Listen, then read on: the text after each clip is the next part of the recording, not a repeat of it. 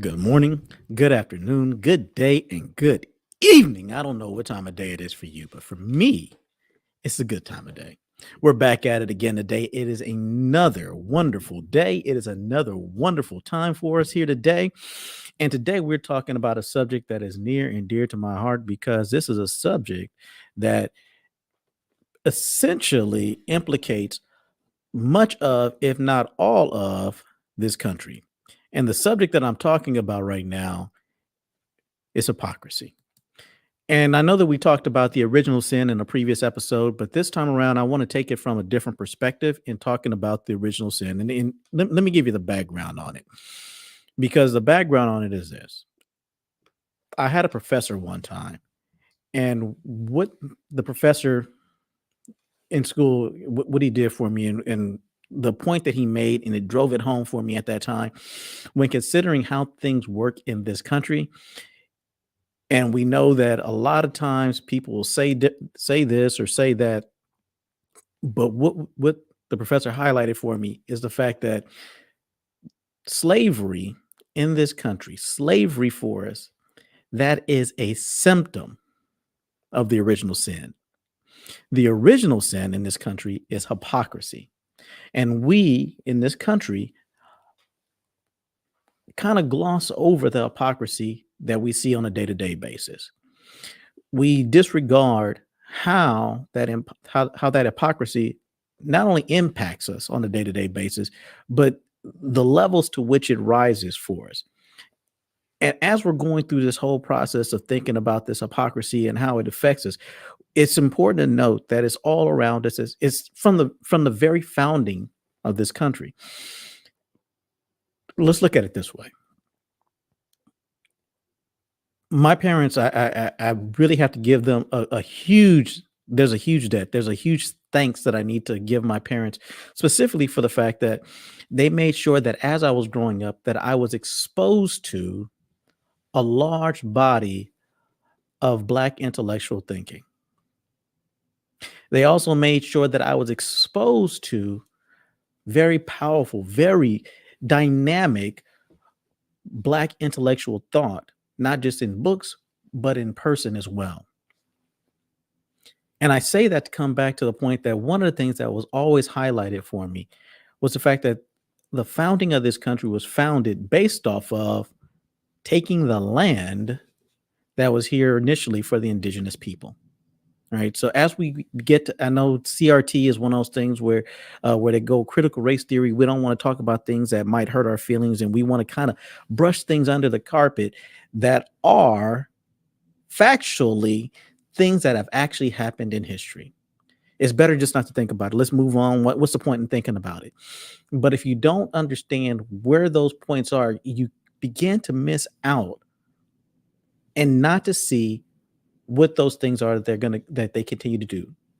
Plays that come out of the playbook because we miss it. We miss that hypocrisy. We don't talk about it. We don't get into it. It doesn't feel good. Let's not talk about those things. Or if we talk about it, let's just talk about it from a hateful way, something that just aggravates us. That's where many times, many times where we approach it from. And that's not, and I repeat again, that is not where we need to approach it from.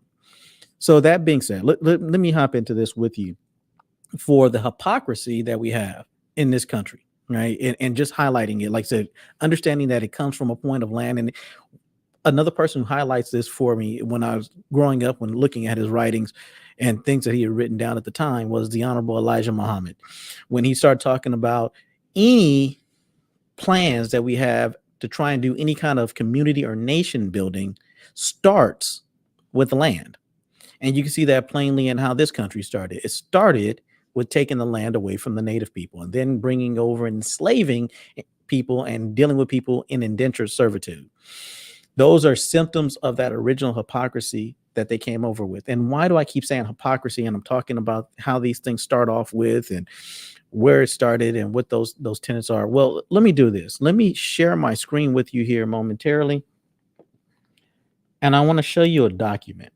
And for me personally, this document is at the foundation or the core of what this country proclaims to be. right? This is the value system that underpins the entire thing. And I know I'm not talking about the Constitution of the United States. That's the laws. And we had another set of laws called the Articles of Confederation before then that people just kind of gloss over and don't talk about.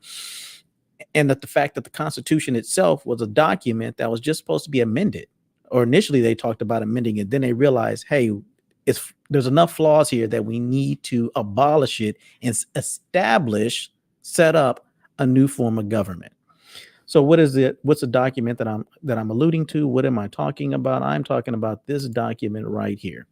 This is the Declaration of Independence. This is a transcript that you can find on the archives.gov of that same document. And it's interesting that when you look at it from July 4th, 1776, it says a unanimous declaration of the 13 United States of America.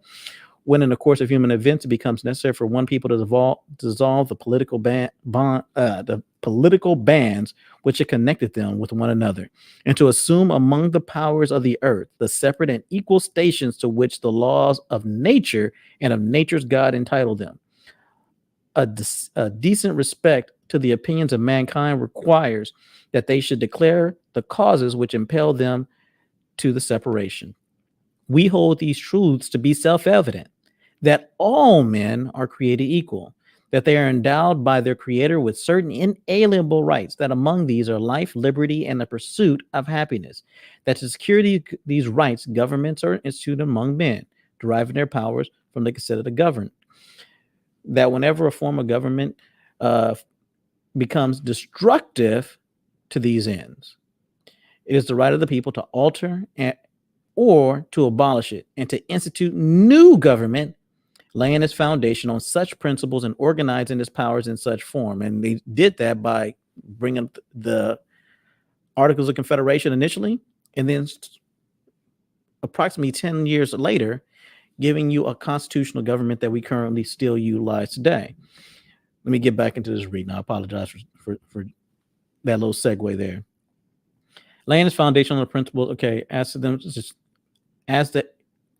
them shall seem most likely to affect their safety and happiness. Prudence, indeed, will dictate that governments long established should not be changed for light and transient causes. And accordingly, all experience hath shown that mankind are more disposed to suffer while evils are sufferable than to right themselves by abolishing the forms to which they are accustomed. But when a long train of abuses and usurpations, so that if you got a long time and they're doing a whole bunch of abuses to you, pursuing invariably the same object evince a design to reduce them under absolute despotism, it is their right, it is their duty to throw off such government and to provide new guards for their future security. Such has been the patient sufferance of these colonies, and such is now the necessity that constrains them to alter their former system of government. The history of the present King of Britain is a history of repeated injuries and usurpations. All have in direct object the establishment of an absolute tyranny over these states. To prove this, let the facts be submitted to a candid world. And I'm going to talk about some of these as we go through, because some of these facts that it talks about at the time are still relevant and still present today. So when you get in here and you begin to look at it, a lot of the things that they're talking about then are things that are applicable today. The fact that when it started off, it talks about all men, right, are created equal. Did they mean all men? Obviously, at the time, when you go and you look at the writings of those individuals at the time, they didn't necessarily mean all men, but they stated all men. So I'm going to take them at their word, because that's the document that they wrote down, that it would be all men. But yet and still, it's not all men that are being able to be made available, or to avail themselves rather, of the liberties that they're talking about, because they took the land from a set of men. And when I say men, obviously men and women, but I understand that a lot of times people, we go into, well, you didn't say women. I understand that when I say men, I'm talking about mankind. So here we have, for them, they might have been referring to, I'm not gonna say might have been, they were definitely referring to men as in man, but I'm referring to men as in mankind. So what does that have to do with what we're talking about right now as far as hypocrisy? Well, obviously, if you have that, and then you also toss on slavery, right? This goes in direct contravention of what it is that they wrote down in the Declaration of Independence when they separated from Great Britain, from England at the time. So they recognized that here was a set of morals, a set of values that should be applied, and it needs to be applied to all men. And yet, that's not who they applied it to. That's not what they applied at all. All right. So we see a level of hypocrisy where you say one thing and you do something entirely different in this situation. And this is something where they definitely did that. There was definitively a hypocritical aspect to what it was that they were dealing with then. And how it is even today that we can see a lot of that hypocrisy even today. Think about some of the reasons that they provided. They said he has kept among us in times of peace standing armies without the consent of our legislatures. So the legislatures which were there in the colonies didn't consent to having standing armies. Think about in the communities today. Do we consent to having a standing army such as the police to come in and come harass us on a regular basis? I would argue that if you talk to people within the communities, the local leaders are there as puppets propped up within the system. And if they are, we're dealing with something that's very similar to what they had here. Another thing, for quartering large bodies of armed troops among us. So now there's think about gentrification within our neighborhoods, where you get the police come in and start evicting, or the sheriffs come in and start evicting, getting people out of there. They're by protecting them by mock trial from punishment for any murders which they should commit on the inhabitants of these states. Think about how many instances we have to see of police coming in and murdering Black people within our communities, and then being let off because of what? Because qualified immunity or some other rule of law that they have in order to protect them by mock trials. And you know what I should have done as I'm talking through this, and I apologize, I did not do this, but these are the things that I talked about among this. There would be this one here. There would also be this one here. And then when it starts talking about the quartering of it, it's protecting them from mock trials for punishment. So here it is. You bring in these troops, and then you're going to protect them, from the murders they commit on the inhabitants of those individuals. And then we can even look at the trade, imposing taxes without our consent, and the like. So there's a lot of similarities between that time and now in regards to how we are viewed, or what they stated then, so why it is they needed to separate, do away with, come up with an entirely new form of government from that in Great Britain or England at the time. And there was and we look at it today. I mean,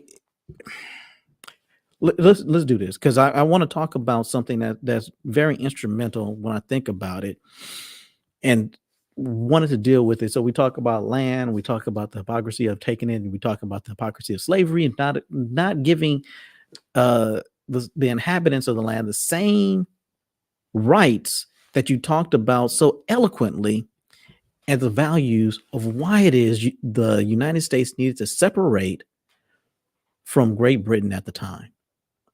And we can see the hypocrisy within that document. It's a beautiful document. I'll be honest with you. I got it hung up on my wall. It is a beautiful piece of work. I'll tell you somebody else later on who also cites from that document. We'll get into it. I'll show you some, bring my receipts and talk about it from that perspective as well. But what I want to really focus in on right now is understanding that as we go through these things, that we really need to we really need to consider the playbook that's been used for so long that we ignore, right? There's a 24-hour media news cycle, and there's always some new inequity, some new crime that's committed against the community. And we forget about things and we kind of brush it under the rug. We keep it out here and we don't bring it to mind things that they did before. And I want to bring up one of the things that they brought up before and that they said the quiet part out loud. And it demonstrates the hypocrisy. It demonstrates just as a where Black people rank on the scale as far as for both as a ethnic group or race as well as a class of poor people.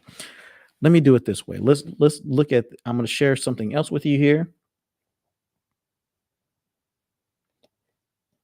And this one I want you to watch because it's a very interesting aspect to something that they talk about quite a bit. And I'm going to share this with you right now. It's queued up. Yep, it is queued.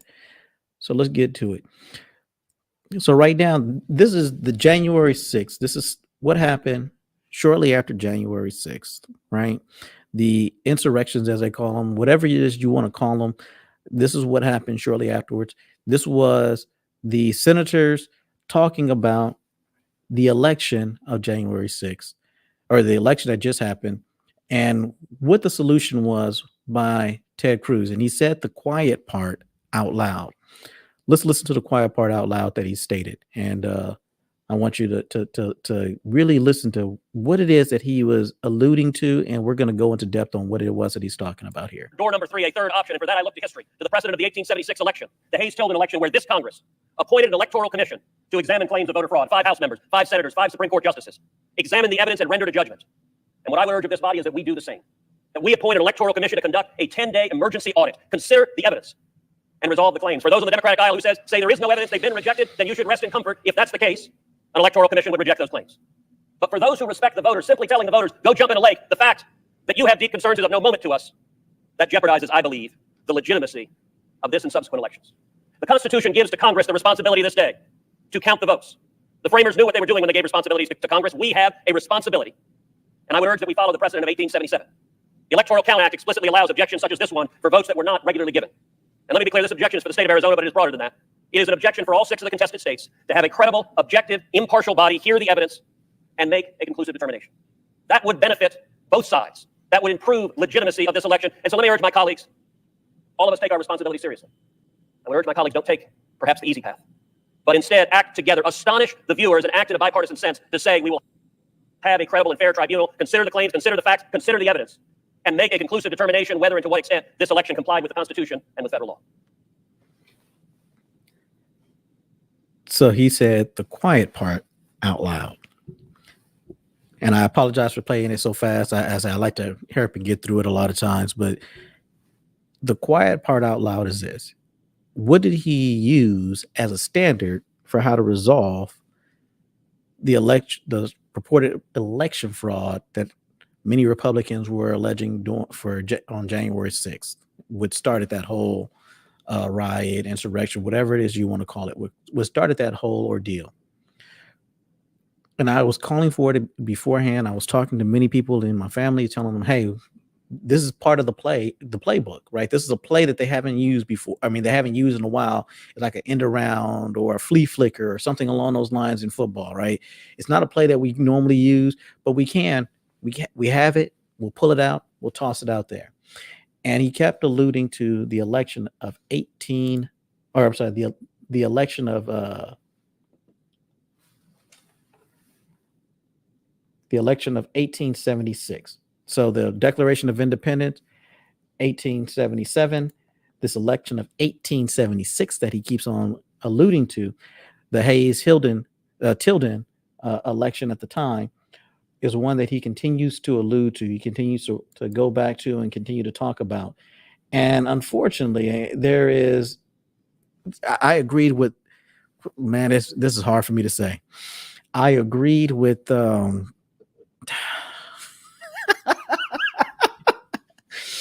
I actually that day I agreed with the words that Lindsey Graham actually said that day in regards to that, because he understood what that meant, the election of 1876 and the compromise of 1877. What did that mean? What did they allude to And this is let me just share this with you as well. So on the Compromise of 1877, let me see if I can make this bigger for you. I did that, and it is huge, and it is great to see. Let's see. Here we go. Okay, and this is just a synopsis of it, and it goes even deeper. So when you look at that election that year, one of the things that happened that was just phenomenal, as he mentioned, was that they looked at it and they realized that there has at the time Florida, South Carolina, and Louisiana had contested elections. So they were contesting the electoral college votes from those states. And it looked like Rutherford B. Hayes was going to lose. The Republicans were going to lose. And at the time, that was the party of black people. You got to remember, Abraham Lincoln was a Republican at the time. Democrats were Dixiecrats. In any event, at the time when they began to talk about it, they looked at it. They said, "Hey, these states, it looks like that they were suppressing the votes of black people." They looked at it. They seen that Rutherford B. Hayes was almost certain to lose. The country was getting tired of Reconstruction, and that they wanted to be able to move on.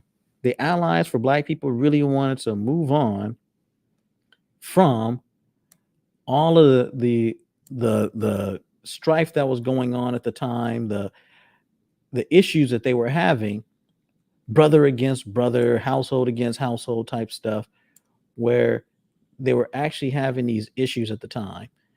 And so what they purported to what they did, they initially had the committee within the Congress that they had appointed, that Ted Cruz pointed out. And they came back and they said that no, they upheld Rutherford B. Hayes as being the president as opposed to Tilden. So then the Dixiecrats said, no, we're not having that either. So then what happened? Well, after that, there was a backroom meeting. And in said backroom meeting, one of the things that they talked about, or one of the things that they alluded to, was that the Dixiecrats, the Democrats at the time, would allow Rutherford B. Hayes to come in as president on the condition that he went along with these rules here, or with these compromises here. Here's what the compromises were. There were only 3 compromises that they wanted. The goal of the Republicans was with compromise of 1877 was to ensure that their candidate, Rutherford B. Hayes, would become the next president. The aims and goals of the Democrats with the compromise of 1877 was 1, to ensure that the federal troops that were propping up Republican state governments in Florida, South Carolina, Louisiana, among many other ones, would be removed, bringing Reconstruction to a formal end. Right? So they would remove the troops, bringing Reconstruction to its end. The Democrats would appoint officials to government positions on the basis of political support that the Democrats would be appointed to a Republican president's candidate.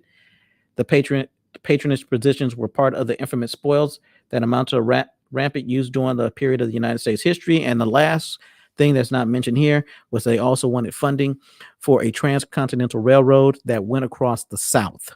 So they had one that went across the Midwest or went through the middle of the country. They wanted a transcontinental railroad down south. That one they didn't get. They definitely did get, however, removal of the troops as they doing Reconstruction, right? That they got. And they understood that by getting that they could end Reconstruction. And the allies to Black people at the time, Rutherford B. Hayes and all of the Republican people at the time, were like, we don't want another civil war, and the white folks are getting tired. So we just have to say, what we're going to do, at least you're not put back in slavery. It's not slavery. You don't have to worry about it. Only thing we have at this point is that we're going to take away the troops. No more troops down there that's going to help and support you. And you guys are going to fend for yourself, Black people. And yes, we're going to break our promises and our word to you, just like we always have done in all other circumstances. So this is one where someone says, "Hey, I'm your ally," and they go, "Hey, it's the lesser of two evils." And for you, if you're the person who's getting screwed, it's an evil, right? It's not a lesser evil; it's still an evil. And why is that important? I say because we say, "Oh, well, only thing that they did, they just took away the troops. They didn't do anything else. They didn't renege on anything else at this time." And I would argue that they understood explicitly what that was going to do, right? How did they know explicitly that that was what they were going to do? Well, one of the people who could shed more light on that would be another president that came about later, President Andrew Jackson, right? And one of the things that happened, they had this whole deal with the Trail of Tears, and then they had the five civilized nations and the like. And one as a and the before I one of the things that happened is that during that time frame, John Ross and as a because John Marshall made a decision in the courts, in the Supreme Courts, and the words, I don't want to misquote him on his statement that he made. President Jackson stated, "John Marshall has made his decision. Now let him enforce it." And so it also points out that no matter what the Supreme Court ruled, the Cherokee did face obstacles, right? So he made it very clear. You can give them whatever piece of paper that you want to, and that paper can say whatever it is. However, go ahead and enforce it. You don't have enforcement power. Article 2, or the executive branch, the president, they have enforcement power. States have enforcement power. And without the state, I mean, without the troops down there in the South to help make sure that Black people were being treated in accord with the Reconstruction Amendments, the 13th, 14th, and 15th Amendments, without the physical backing of troops at the time, it wasn't happening. They knew that, and they made sure that they pulled out. That's the quiet part out loud. There's a hypocrisy again. There's a document, their Constitution, or the Constitution, that states in as amendments to it, the 13th, 14th, and 15th Amendments, that helped with the Reconstruction, and they knew the enforcement of that document was not going to happen without the troops. And so they pulled out. And again, there's another example of the hypocrisy. It's not like it was unknown. Andrew Jackson said the quiet part out loud in this situation. So here we have a situation, and in looking at this, it's readily apparent at each turn, every time out, that while these things are stated, these things are said, that they keep on pulling back. That our allies are only allies in word only, and you need to watch them by what their actions are, not by what they say, but by what they actually do. Right? It's one thing to say that you support Black people. It's an entirely different thing to actually support Black people. Let me show you another document I want you guys to be able to see, because it's something that I think that we need to keep in mind of, because older generations, they already knew all of these things. They recognized the hypocrisy at the time. Let me share my screen with you again. So in October of 1966, the Black Panther Party had a "What Do We Want and What We Believe" document that they posted out there. All right. And let me see if I can make this a little bigger so you can see it as well. All right. Hopefully you can see that. So this was the Black Panther Party's platform at the time. And it was like, we want freedom. We want power to determine the destiny of our Black community. And then so there was two parts. There's what we want, and then there's what we believe. So that they told you what they wanted, and then what they believed was, we believe that Black people will not be free until we are able to determine our destiny, right? And they have 10 points. It's a 10 points on what they wanted. Point number 10 was very interesting for me, and I hope that you find it as interesting as I did. It's, we want land, bread, housing, education, clothing, justice, and peace. And as our major political objective, a United Nations supervised plenipotentiary to be held throughout the Black colony, in which only Black colonial subjects will be allowed to participate, for the purpose of determining the will of Black people as to their national identity. And what did they base it on? What's the we believe part? So I started with this, and I guess I'm going to end with this as well. When in the course of human events, it becomes necessary for one people to dissolve the political bonds or bands which have connected them with another, and to assume among the powers of the earth the separate and equal stations to which the laws of nature and nature's gods entitle them.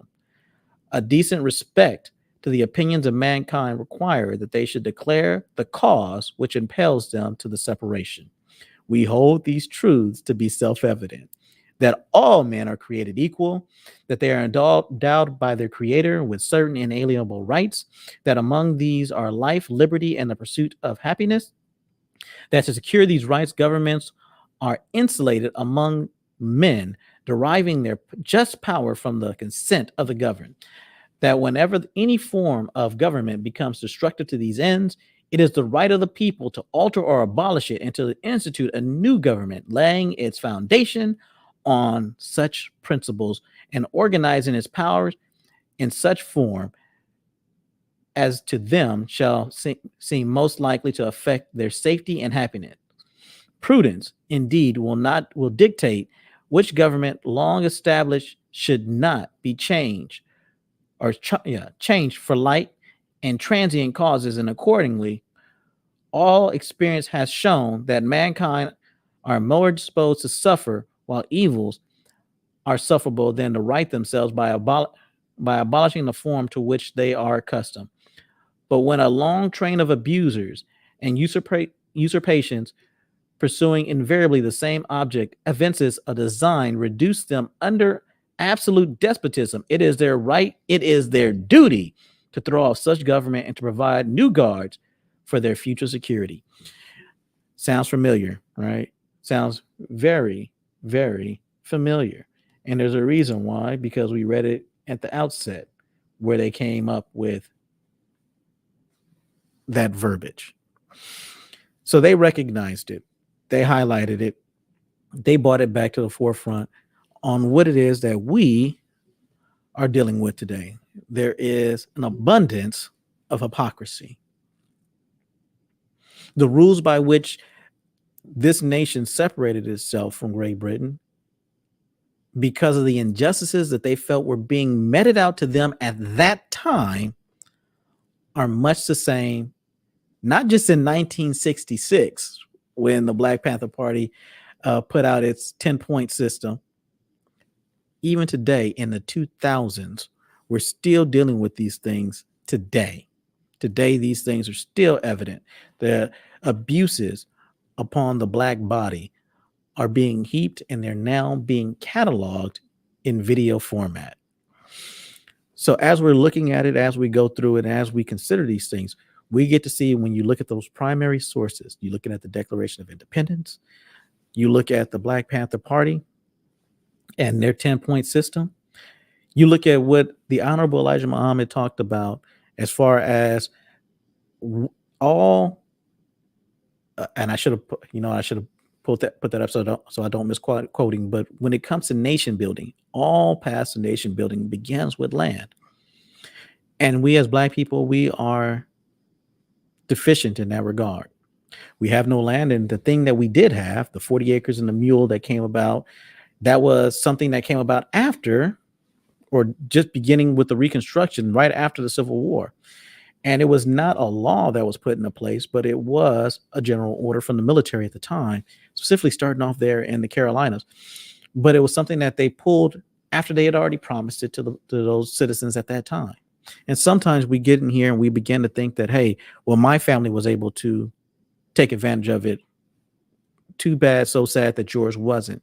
And that's a poor place to be, because if it's something that we should have been entitled to, and an understanding for Black people to be made whole after slavery, because that's what we're essentially talking about now, is that we recognize that Black people were not made whole, that Black people were not treated as all men being created equal throughout that entire period, that the natives who they took the land away from were not treated as equals. These are things where we get to see the hypocrisy bubbling all the way up. And then all the way once you get into January 6th and what happened during that time frame, they said the quiet part out loud. We want to go back to that time when we want to pull the support from the Black community. We have a precedent, is what Ted Cruz said. There is a precedent that they've already said. There's a play in the playbook already. Let's go back to that play in the playbook. Let's get back to the point where the Congress is going to get in here. We're going to say it. The people are still going to be upset. Hey, we have a precedent, is what Ted Cruz will probably say right after that. After the Congress comes back, if they don't get their way on the Republican side, that they'll say, hey, we didn't get our particular man in. We're trying to win at all costs. Let's get our man in that can do. Well, I'll tell you what, we know what we wanted to do if we got our man in. And here's what you need to do as a compromise to get our man in. And I say that because the compromise now is that, hey, we couldn't help it. We needed to do this in order to get everybody where they need to be. When you begin to look at it from that perspective, you really, really, really at this point begin to understand just how duplicitous, just how hypocritical the system actually is. And I really want to, as we go through this, look at the various aspects. So right now, the only thing that we talk about is money. The only thing we talk, but even if we were to get the money, let's say that we were able to snap our fingers tomorrow and we got reparations in the form of money, which I don't think is appropriate or going to be sufficient. I'm not going to say appropriate. It's just not sufficient. Black people need land. We need land in abundance. Money would also help, but we definitely need land as Black people. We need to have places that we can call our own, places that we can build without fear of reprisal. Similar to how we did Black Wall Street, right? We've proven throughout history that we can do these things if given the opportunity, right? That we don't need to integrate. We can, but it's not a requirement. What we do need is the ability and the opportunity that should have been afforded to us that would make us whole as Black people. These are things that we really need to get into, things that we really need to explore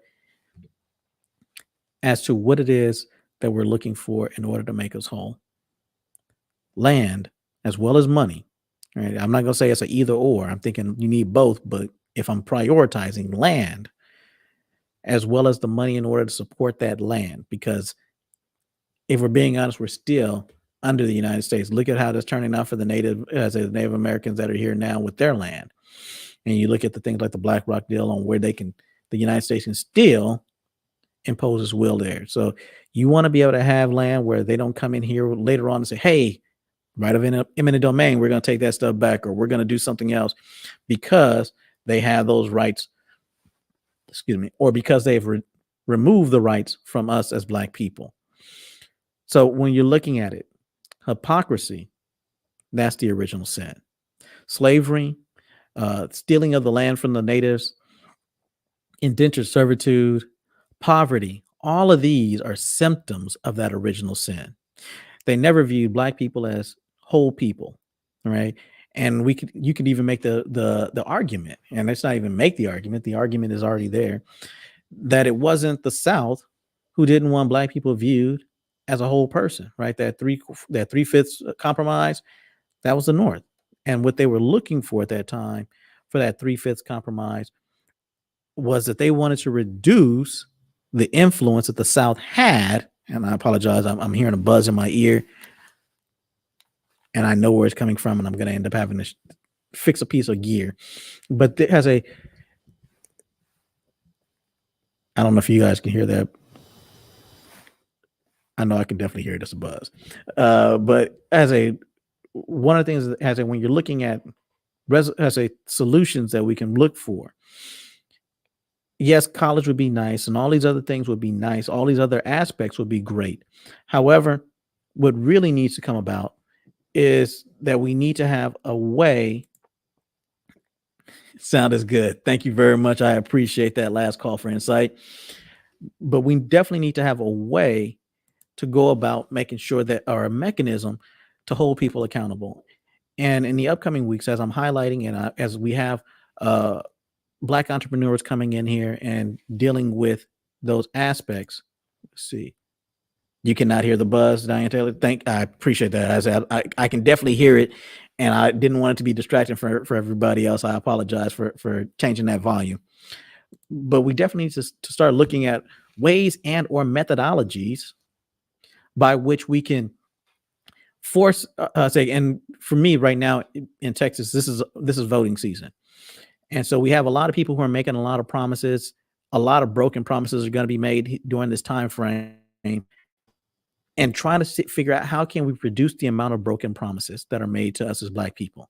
And I think one of the things is, as we look at the precedents that's already been set for us, understanding hypocrisy that's already here in this system for us, that we need to make sure that as we're going through it, as we're looking at it, that these are things that we're looking at that are that we can definitely make sure that we hold their feet to the fire on seeing if we can get these things out of them, right?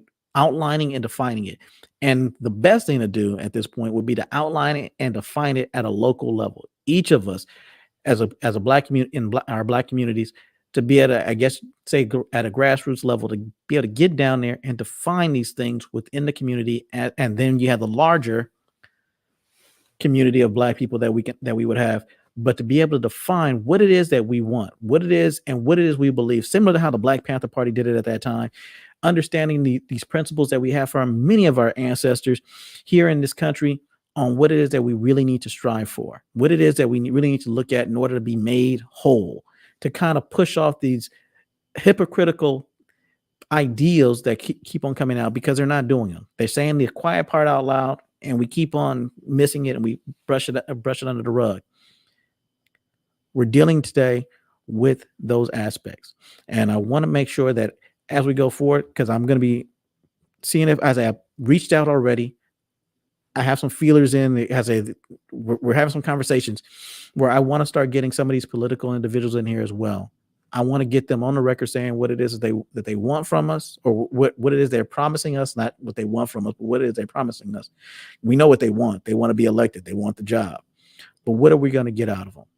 And I'm going to both parties, and not just the parties that are the big parties, the major two Republicans, but also some of the smaller parties as well.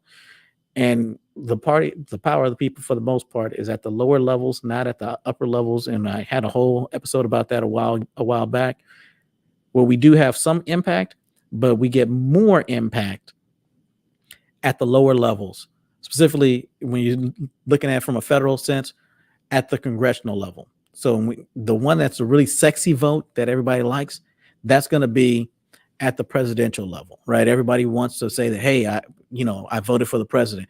What about at the local level? What about for your mayors? What about for the congressmen? What about for your local legislatures? And the Constitution is enshrined in a way that the only part that's actually democratic in our system, and we can argue about the interpretation of that, but the only part is the legislative or the Article 1 part.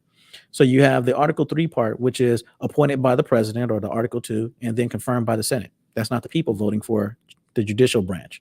Article 2, being the president, is elected by the Electoral College. And the only stipulation they give on that is that the person can't be from or be a part of an elected official, whether it's congressional elected official or any elected official. The person can't be that. But the states get to select the electors for the Electoral College, and the states get to elect the provisions for how those electors get put in. So there's nothing about faithless electors unless the state puts it in. And in order for the state to put it in, we need to have a voice in telling them, no, this is what we demand, right? Because at its core, constitutionally, it's the states that elect the president, not the people. Some states have, I believe it's around approximately 30 states right now, have faithless elector statutes on the books. The rest don't, right? And that's a sad fact, but that's the reality of it. But in the Constitution, the only one that's elected by the people directly is the legislative branch, the Article 1 branch. And that's where we hold our power at according to the Constitution, right? That's where we actually get to have that impact. And one of the things that's going about right now, and I was listening to the Funky Academic, because he's had a few people on, and he's helped me on trying to see if I can get some of these people on as well. Out in California is where he's originally from. He's in Georgia now, but and trying to see if you can start getting it where if they're auditioning for the job, they don't get to do a Nancy Pelosi and not go in there and have a debate with the opposition to say what it is that they believe, why they believe it, and how it is what it is they're gonna do. Right now, it's like, hey, if I'm ahead, why would I go and debate and say something that might get me drop down as far as the electoral votes? Well, the reason for that is that we need to know exactly why it is we should vote for you, what it is you're going to do for us as a Black community. It's part of that process to understand what are we voting for, and it should be required. It's something that definitely should be required for all of the people that are actually going up, and it's something that if you don't see it, if a person doesn't want to do it because they're leading or for whatever the reason, I don't care what the reason is, it's like, well, that sounds logical. Why would I want to say something that might jeopardize me getting the job? Because it helps me to understand whether you really deserve my vote, whether I really should be voting for you or not, and understanding what it is you're promising, and then why. One of the reasons why she got in trouble here recently, again, it's not in my state, this is California, with Nancy Pelosi, it was because she came out and she talked about that she should be able to participate in the market, and showing how she outperforms many of these hedge funds when it comes to playing the stock market. And it's hard not to understand why someone in that position would do that, because they got to come in and tell them, hey, this is what we're doing. And then they go, oh, that's where I should put my stocks at. For anybody else, it'd be a crime. It's called insider trading. But if you're in the Senate or the House, that's normal. That's par for the course. And you get to benefit from it in a way that the rest of us don't.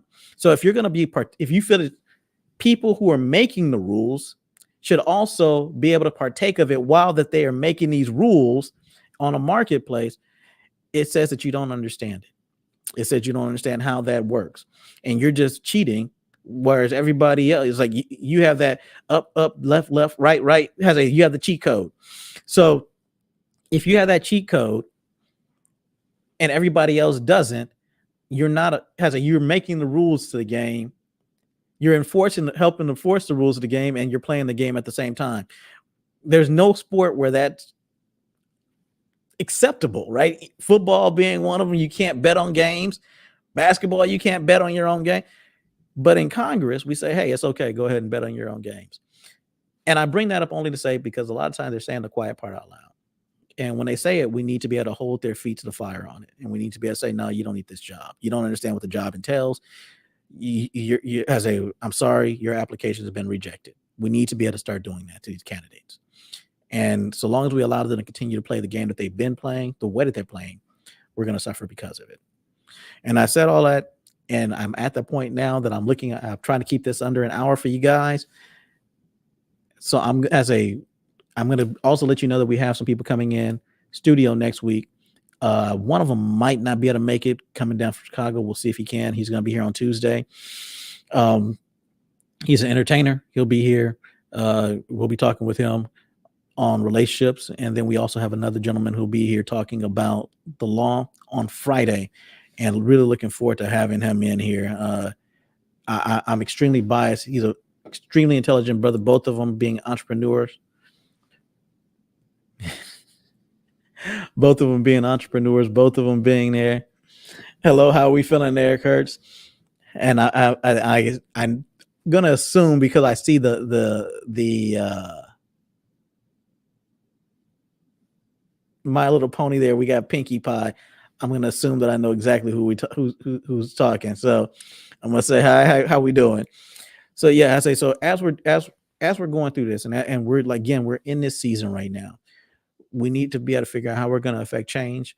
And we get once every 2 years at the federal level, once every couple of years here on the state level here in Texas, but figuring out how can we affect change effectively at the state level and at the federal level. And then if we're able to affect that change, to be able to force this change, to make sure that we get our reparations at some point. Because until we can hold their feet to the fire, they're going to continue to say, hey, we need to have another committee. And we've had committee upon committee upon committee that have heard, looked at, diagnosed, come up with a plan, and then it gets shelved. And then the very next time again we get a plan as a, oh, okay, well, some time has passed and now we need to re-examine it all over again.